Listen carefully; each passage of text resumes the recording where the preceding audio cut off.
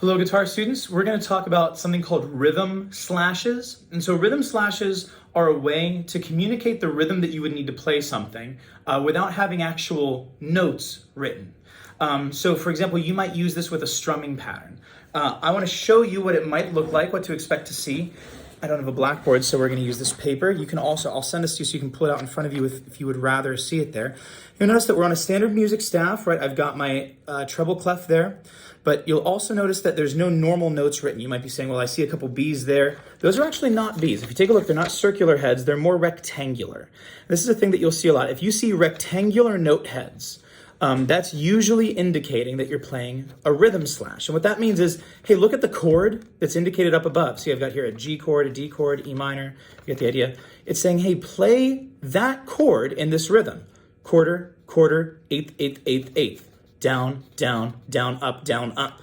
You might recognize that this is both the chord progression from and the chord pattern that we use for country roads. Down, down, down, up, down, up. And then we run into this thing. You'll see this a lot with rhythm slashes. That might look kind of confusing. All that basically means is, hey, repeat the last rhythm pattern that you had.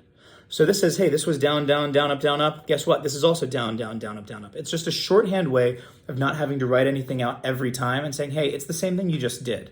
So you're going to see this in a couple different cases. Again, you can see this with chords. Sorry, as I'm showing you here. You can see it with tablature sometimes, not as common. I'll explain that a little bit at the end of the tablature video. And you're going to run into this a lot if you were playing, say, in a jazz band, especially in a big band where you're with a bunch of horns, a bunch of trumpets, and you're in a rhythm section.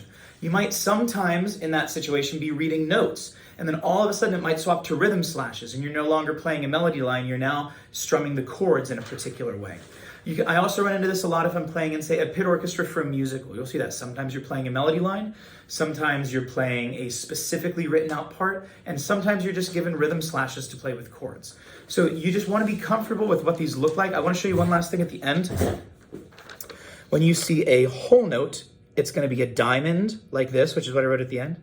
And then if you see a half note, it's either going to be an unfilled in rectangle like this, or it could be a diamond like this with a stem coming down. Basically, the key is it should always clearly look like a note length you recognize, but the head is changed to be somewhat square or rectangular. If that's what you're finding, then you're looking at a rhythm slash. Hopefully that makes sense. Happy practicing.